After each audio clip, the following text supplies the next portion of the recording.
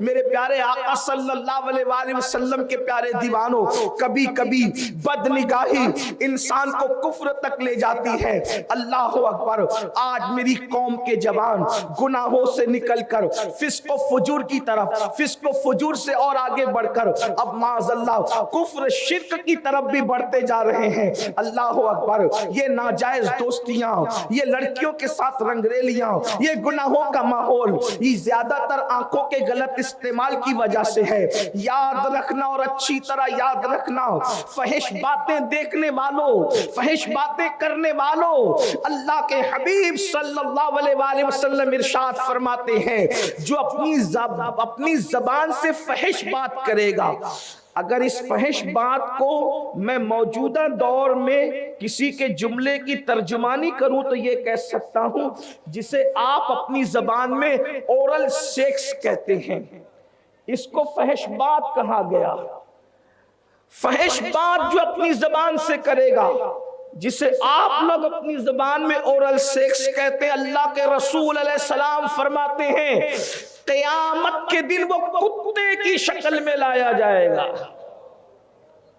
کتے کی شکل میں۔ اندازہ کریں، فون پر گندی گفتگو، فحش گفتگو کرنے والوں، آنکھوں سے فحش دیکھنے والوں، اور دوسرے مقام پر یہاں تک فرمایا کہ فحش گفتگو کرنے والے کو کتے کے پیٹ میں لایا جائے گا، اسے کتے کے پیٹ میں لایا جائے گا۔ سوچو، آج اس کو گناہ نہیں سمجھا جاتا، آج اس کو برائی نہیں سمجھا جاتا، نہ فحش گفتگو کرنے کو، نہ فحش دیکھنے کو، فحاشی عام ہو رہی ہے، بدکاری عام ہو رہی ہے، اس سے ایمان کو بھی زوال آ سکتا ہے۔ آئیے میں آپ کے سامنے ایک بہت بڑے محدث کی گفتگو پیش کروں۔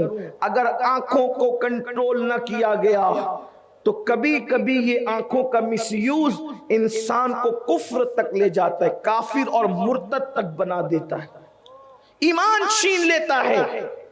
اس لیے اللہ کے رسول صلی اللہ علیہ وآلہ وسلم نے اتنی عظیم ترین ہستی، باب مدینۃ العلم، سید السادات مولائے کائنات سیدنا علی کرم اللہ تعالی وجہہ الکریم سے مخاطب ہو کر کے ارشاد فرمایا، علی اگر کسی عورت پر نظر پڑ جائے، پہلی نظر تو معاف ہے لیکن پھر اس پر نظر جمائی نہ جائے، بلکہ فوری طور پر اپنی نظر کو وہاں سے پھیر لیا جائے۔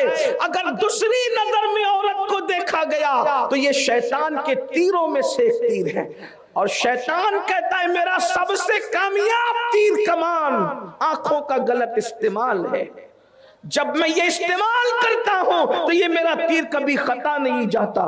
بڑے بڑوں کا ایمان لوٹا آنکھوں کے غلط استعمال کروا کر۔ حضرت عیسیٰ علیہ السلام نے تو اتنی احتیاط بتائی، بعض لوگ ان خیالات کو دقیانوسی خیالات کہنے لگتے ہیں معاذ اللہ، اور وہ بڑے روشن خیال بنے ہوئے۔ یاد رکھنا، اللہ والوں کا خیال کبھی دقیانوسی نہیں ہو سکتا۔